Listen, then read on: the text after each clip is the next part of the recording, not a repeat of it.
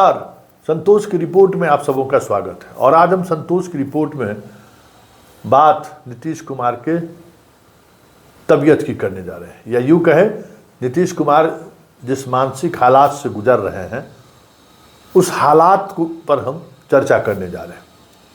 आज फिर वो दरभंगा में, जरा इस वीडियो को देखिए, फिर वो मोदी का पैर छूने के लिए झुक गए थे। देखिए, सवाल झुकने का नहीं है, सवाल नीतीश कुमार जिस मिजाज के राजनीतिज्ञ रहे हैं और जो उनका काम काज करने की शैली रही है और जिस अंदाज में उन्होंने सत्ता चलाई है, कभी किसी ने बंद कमरे में भले नीतीश कुमार को रोते हुए देखा हो, गिड़गिड़ाते हुए देखा हो, माफ़ी मांगते हुए देखा हो, पैर छूते हुए देखा हो, ये अलग बात है। लेकिन कभी किसी सार्वजनिक मंच पर नीतीश कुमार के इस तरीके से निस्सहाय और किसी ने नहीं देखा होगा। देखिए, ये नीतीश का झुकना नहीं है, ये बिहार झुक रहा है, एक बिहारी का सम्मान झुक रहा है।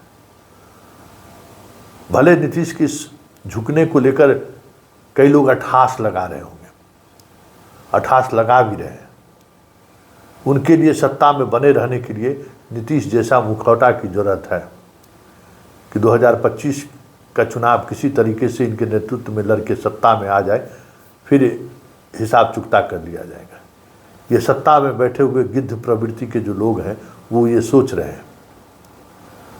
वो गिद्ध, बताइए कि जिस व्यक्ति को इसने खड़ा किया है, आज सारे के सारे वही गिद्ध की भूमिका में नोच नोच कर नीतीश कुमार को खा रहा है।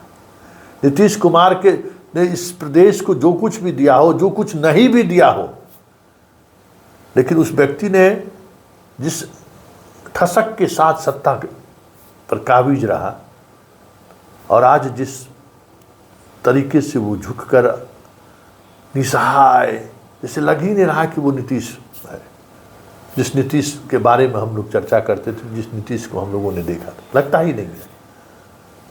तो नीतीश के आलोचक या नीतीश को नहीं चाहने वाले लोग भले उनके इस दशा को लेकर खुश हो रहे हो, लेकिन 14 करोड़ बिहारी जो बिहार को लेकर, बिहार के स्वाभिमान को लेकर थोड़ा भी सजग है, उन्हें ये कदापि ठीक नहीं लगता है, कदापि ठीक लग नहीं रहा है। तो ऐसे में नीतीश के सत्ता में बने रहने के लिए, नीतीश के मुख्यमंत्री बने रहे, इसके लिए अब सवाल उठना लाजमी है। क्योंकि नीतीश कुमार जिस मानसिक स्थिति के दौर से, मना स्थिति के दौर से, या जिस मानसिक हालात से गुजर रहे हैं, ना जाने उनसे किस किस तरीके के फाइल पर दस्तखत करा लिया जा रहा होगा। कभी कोई समझ सकता है कि क्या हो रहा होगा, क्योंकि ये उनके प्रवृत्ति के ठीक विपरीत स्वभाव देखने को मिल रहा है। हमें नहीं लगता कि कभी किसी ने देखा होगा कि नीतीश कुमार ने इस तरीके से सामने झुकते हुए किसी के सामने। वो आदमी तो झुकना किसको कहता है किसी ने सोचा भी नहीं होगा। और जितने ठसक से 20 साल उन्होंने बिहार के शासन व्यवस्था को चलाया, बिहार जैसे राज्यों का बहुत कम मुख्यमंत्री इस तरीके से, इस अंदाज में इस राज्य को चलाया होगा। ऐसे व्यक्ति को इस तरीके से अपमानित देखना मुझे तो नागवार गुजर रहा है। मैं असहज हूँ, मुझे बेहद पीड़ा हो रही है कि इस आदमी के मृत्यु शैया पर रहने के तक भले ही इनके नाम पर आप वोट ले लीजिए, सत्ता में आ जाइए, लेकिन इस आदमी को ये हद तक मत पहुंचाइए। और ये बात अब सार्वजनिक होनी चाहिए कि मुख्यमंत्री नीतीश कुमार की वाकई में बीमार हैं क्या? नीतीश कुमार वाकई में उनकी मन स्थिति सही नहीं है क्या? उनको इलाज की ज़रूरत है, या फिर उनको जो बीमारी है उनका कोई इलाज नहीं है?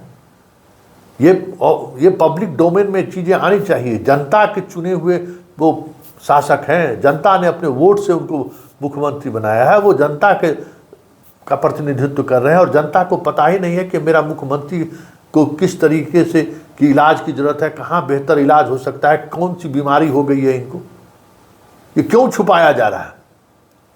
क्योंकि अब तो साफ परिलक्षित हो रहा है कि नीतीश कुमार पहले वाली स्थिति में नहीं है, नीतीश कुमार उस हालात में नहीं है, नीतीश कुमार साफ दिख रहे हैं कि बीमार हैं।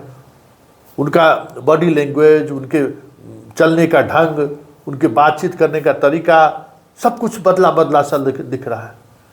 ऐसे में नीतीश कुमार का अब बिहार के मुख्यमंत्री पर कुर्सी पर बने रहना एक बड़ा सवाल है, क्योंकि सारे महत्वपूर्ण फैसले या सारे महत्वपूर्ण फाइल मुख्यमंत्री के सिग्नेचर के बगैर आगे बढ़ ही नहीं सकता है। और जिस तरीके की ब्यूरोक्रेसी से वो घिरे हुए हैं, जिन पर उन्होंने भरोसा किया, वो किस तरीके से गद्दारी कर रहे हैं, किस तरीके से नीतीश के पीठ पे खंजर घोंक रहे हैं, किसने नहीं देख रहा है? कौन नहीं देख रहा है? हर कोई देख रहा है कि नीतीश कुमार की वजह से वो वहाँ हैं, नीतीश कुमार की वजह से आज वो वहाँ वर्षों से डटे हुए हैं। लेकिन आज नीतीश के प्रति जिम्मेवार नहीं, किसी और के पास प्रति जिम्मेवार है, ये भी साफ दिख रहा है। ये अलग बात है कि आज उनके परिवार के लोग उनके साथ नहीं है, पति पत्नी और बच्चे पुतहु पोता पोती सब होता तो ये स्थिति थोड़ी होती। ये भी एक बात है। लेकिन बड़ा बात यह है, बड़ा सवाल ये है कि जितने उनके क्लोज हैं, आज हर कोई यही, एक से तो व्यक्तिगत रूप से मेरी बात हुई है, कहा कि जिस व्यक्ति को नीतीश ने खड़ा किया और कहाँ से कहाँ पहुँचा दिया, वो व्यक्ति मुझे कह रहा है, करे 25 में सरकार बनने दीजिए संतोष जी, 1-1.5 साल रहेंगे, आप कितना चल रहेंगे ये, फिर हम लोग देखेंगे कि फिर हम लोग तय करेंगे कि कौन मुख्यमंत्री बनेगा। अब मतलब कि इनके नेतृत्व में चुनाव लड़ना मजबूरी है, क्योंकि ये चेहरा नहीं रहेगा तो फिर हम चुनाव जीत नहीं सकते हैं। तो ठीक है, ये चेहरा रहे आपके साथ, लेकिन ये चेहरा इस तरीके से दागदार हो जाए, इस तरीके से दया का पात्र दिखे ये चेहरा, ये बिहार के 14 करोड़ जनता को पसंद नहीं है।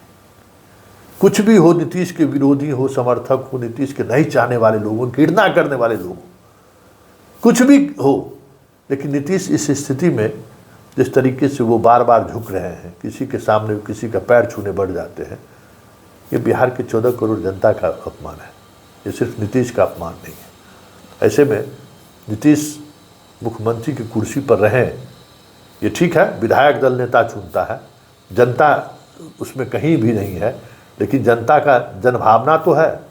तो इस जनभावना को मंत्रिमंडल को समझना चाहिए कि नीतीश जिस मना स्थिति में है, पता ना जाने उनसे कितनी गलत चीज़ों पर दस्तखत कराई जा रही होगी जब से उनके ये स्थिति बनी है।